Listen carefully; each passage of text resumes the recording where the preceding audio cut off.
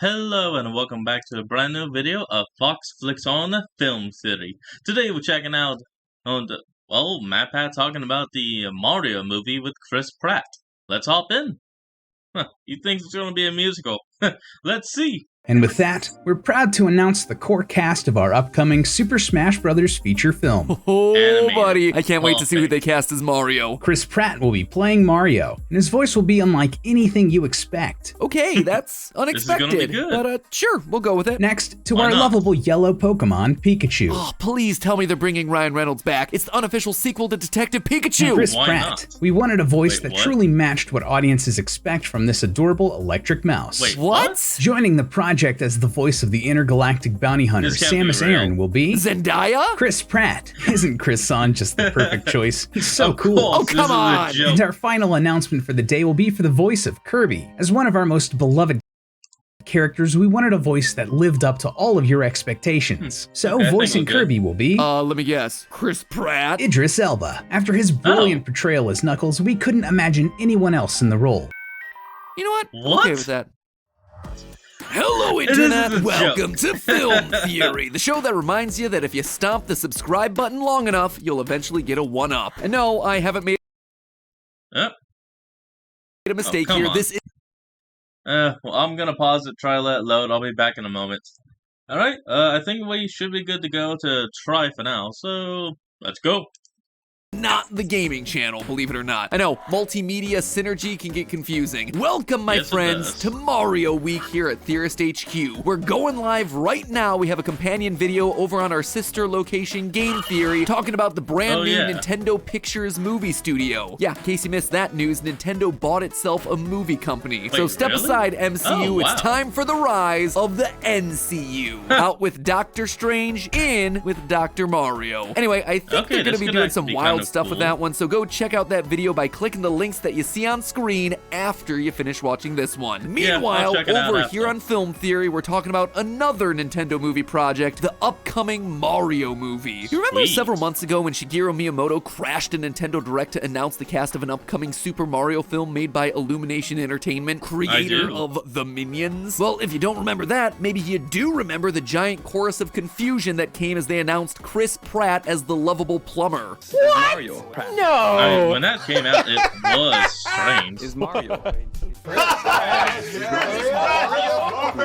Yep, instead of casting Mario's iconic longtime voice actor Charles Martinet for the part, Universal gave the role to Chris Pratt, along with a Wonder number of why. other celebrities like Jack Black as Bowser and Seth Rogen as Donkey Kong. The news This is gonna was be so good. ridiculous that it spawned a meme announcing that Chris Pratt would now be voicing anyone and everyone in all movies Oh, moving yes. forward. Why Which, lo not? and behold, suddenly manifested Pratt into also voicing everyone's favorite Monday-hating cat Garfield in what? another upcoming animated release. Yep, Is that that is real? apparently going to be a thing. is and that we real? only have ourselves to blame. Now listen, Hollywood Huh. stunt casting in animated movies has been a thing for basically as long as animated movies have been around. And I mean, whether or not this yeah. tactic actually works to get more butts into theaters is a theory for another day. Now, what I'm more interested in today is how silent the project has been ever since that Chris Pratt announcement. I mean, just last week as I write this, Keep there was talking. another Nintendo Direct with Miyamoto swooping in, getting us all hyped for Mario footage, and then Pikmin 4. As far as Mario news, all we got Wait, was this. Pikmin 4? The Super Mario Yes! Brothers animated movie we're developing with Chris Meledandri from Illumination will release next spring. A delayed next spring. That's it. Miyamoto dipped, and we're all still left completely in the dark about this thing. Well, that was at least I gotta take a until look right at Pikmin after 4 the after Nintendo this. Direct, when they announced that they were going to be showcasing the first teaser trailer for the film at New York Comic Con. That's about a week Sweet. from today. But after being starved for Mario news for months, I didn't want to wait. So I'm here to provide,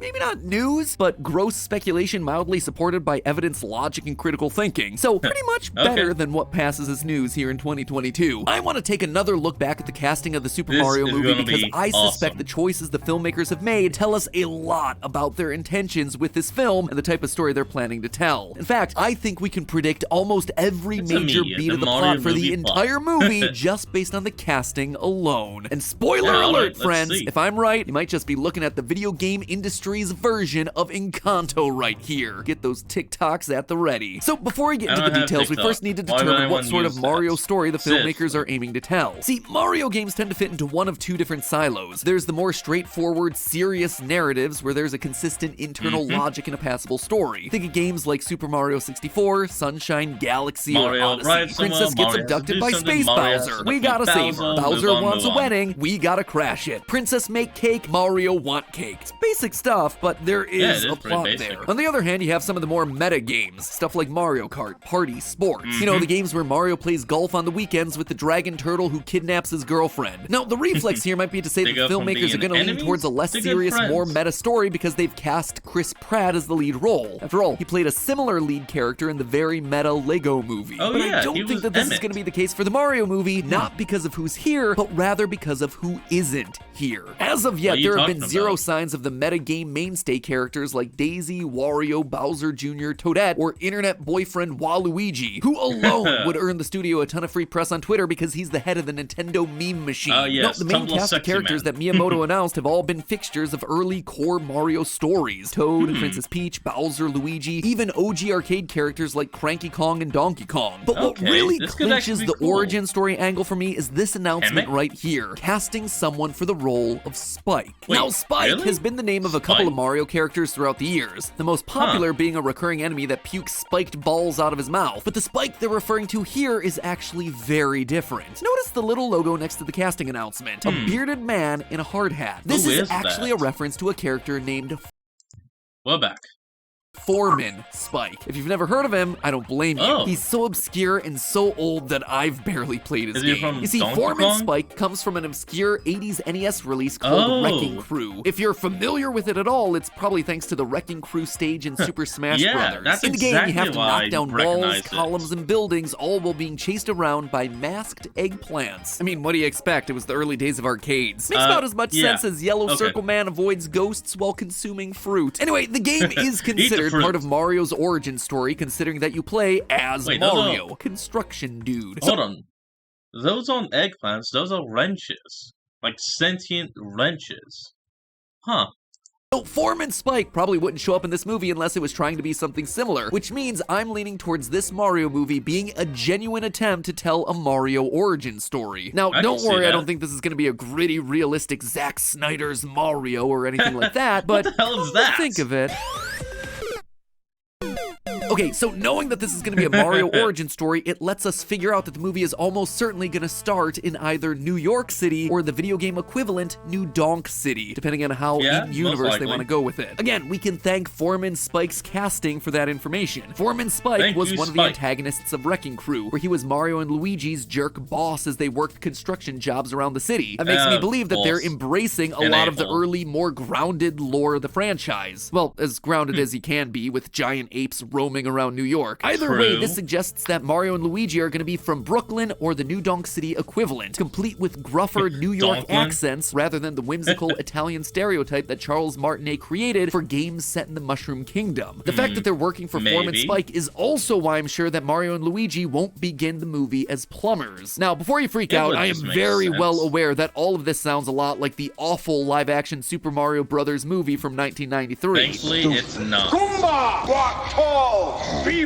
proud! Go Goomba! Here's the thing though, How all of is this that is thing a actually in Goomba? line with early Mario franchise lore. Yeah, back when Mario was still named Hmm. Jumpman, he was a carpenter because that made more sense with Oh, the yep. setting of those games. Construction sites in Jumpman, cities. They didn't Mario, permanently switch him Jumpman. to plumber until Mario Brothers in 1983, when the setting of the game Mm-hmm. suddenly shifted down into the sewers of New York. And from there, the role of plumber just kind of stuck because Nintendo decided they liked And so the it pipe did. aesthetic for the first Super Mario Brothers platformer. But the whole New York blue-collar And worker pipes. thing? Yeah, it's been a Mario series mainstay since the very beginning. It's just evolved and refocused itself a few times over the years. Totally. So, like I said at the top of the episode, it's amazing what details we can glean for the story just from the cast list. And we're just getting This is gonna started. be See, I'm nice. confident that the very first conflict of the movie, probably the opening scene of the movie, is going to be an adaptation of the original Donkey Kong arcade game. This is because Fred Armisen has been cast as Cranky Kong, while Seth Rogen is playing a Ooh. separate Donkey Kong. Why would that matter? Well, the This is old gonna be curmudgeonly nice. Cranky Kong that we know from the Donkey Kong Kong Country games is canonically the same great ape from the original arcade game, the one that kidnapped Pauline before throwing barrels at Mario Jumpman Mario. Donkey Kong is Cranky Kong's son. So given that Cranky and Donkey are listed as two separate characters, and the fact that the movie seems to be drawing from old Mario lore, it's likely that we're going to see those events from the original arcade game play out in the film. And because it all happens at a construction site, wouldn't be surprised if it ends up being the same one that Mario and Luigi work at under Foreman Spike. Cranky's inclusion also means that we're going to see a time skip, probably after that opening scene. See, gorillas live somewhere between 35 and 40 years on average. So for Cranky to have kidnapped Pauline and fought Mario in his prime, but then to be an old man monkey in the present day, it's reasonable to assume that something like 10 years have passed. Also, just because I feel like this is the best place to call it out, I don't expect Mario or Luigi to be wearing their iconic outfits at this stage in the movie. They might still have overalls, but I bet they'll be in reversed or different colors, reflecting the original sprites and concept art for the characters having wildly different color palettes. The modern iconic look for the Mario Brothers wasn't solidified until the Super Mario platformers, so I'd expect them gearing up into those for a big final moment later on in the movie. So there you have it, simple as that. Act 1 of the film. Cranky Kong kidnaps someone at a construction site, and a young 15 to 20-year-old Mario saves them. If they're keeping in line with Mario canon, the person kidnapped will be Mario's first girlfriend, Pauline. As of yet, no one's been publicly announced to play the character, but that sort of thing's common for minor roles in animated films like this. They'd announce more minor cast members closer to release to keep the movie in the headlines, so I wouldn't be surprised if they have that announcement roll out later. That is, unless they're planning on mixing it up and Peach and Pauline actually wind up being fused into the same character, which, fun fact, has been a pet theory of mine for years that I've never found the evidence to do. See, even I have some evidentiary standards. I mean, not much, but it's good to know that they're there somewhere. Anyway, after that opening rescue, I suspect that we're going to see some sort of a time skip, probably about 10 years or so to account for Cranky Kong's age. Again, if we're following Mario lore, Pauline will either be mayor of New York,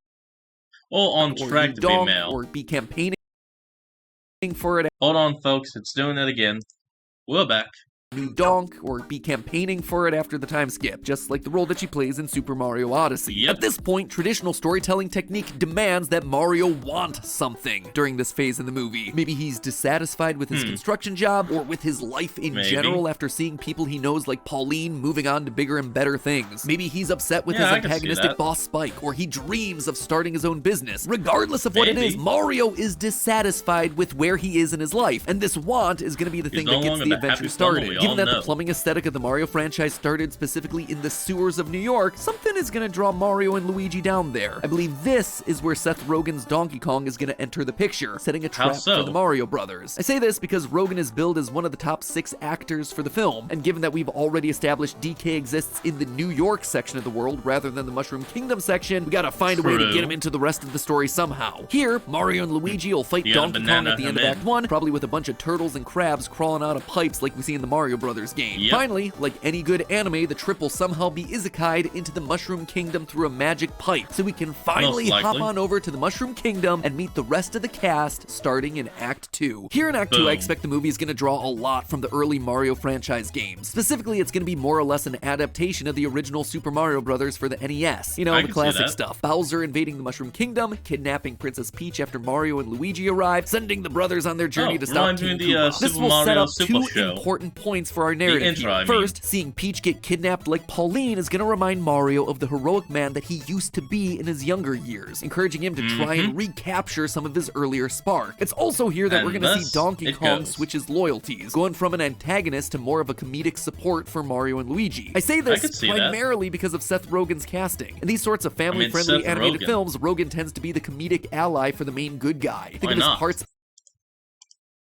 as Pumbaa in The Lion King or Bob in Monsters vs. Aliens. Combine that with reports of a Donkey Kong spin-off in development, that means that DK is going to need to steal a fair bit of screen time to set that film up. Now, this is a pretty wild shot in the dark, but if I had to guess, I'd say that seeing how the kidnapping of Princess Peach devastates the Kingdom of Toads will make Donkey Kong realize that Cranky was wrong all those years ago about kidnapping people. Or heck, maybe Bowser just stole a big old hoard of DK's bananas and that just made him angry. Either way, DK is Wait. Would DK even have the banana hoard, considering that the banana hoard is only stolen by the crap, I forget what the alligators are called. Y'all know what I'm talking about. I don't gotta explain it. gonna join the good guy side here. Also, Most Princess likely. Peach will not be the helpless damsel in distress that she is in the classic Mario platformers. Mostly because that would That be was tone one deaf. video This game, is Paul. 2022 after all. That sort of stuff doesn't fly anymore. Plus, Ah, damn it. You know, it's about the end of it. Hold on. Alright, long enough? Let's try.